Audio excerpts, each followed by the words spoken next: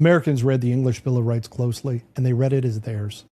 Through the quarrel with Britain from the middle 1760s, colonial printers reissued the text, and colonial writers invoked it constantly. They called it a second Magna Carta. When the colonists began drafting constitutions of their own, the borrowing was direct and it was traceable. George Mason's Virginia Declaration of Rights in June of 1776 carried the 1689 language on excessive bail and cruel punishments almost intact.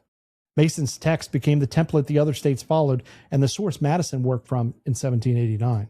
The English petition clause stands behind the First Amendment's right to petition for redress of grievances. The quartering of soldiers, contrary to law, belongs to the constitutional memory behind the third. The Protestant Arms Clause is one important ancestor of the American arms tradition. The colonists believed the rights of 1689 were theirs by birth, carried across the Atlantic in their persons as Englishmen.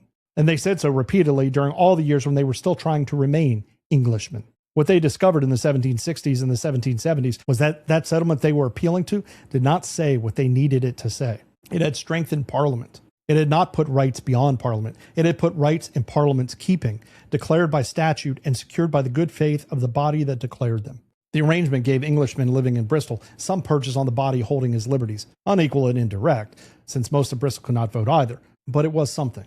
It gave a colonist in Boston no representation he recognized, and no higher law by which Parliament's claims could be judged. The king had been chained, the legislature had not. That discovery, that the liberties of 1689 were real and were not enough, is one of the roads that leads to Philadelphia.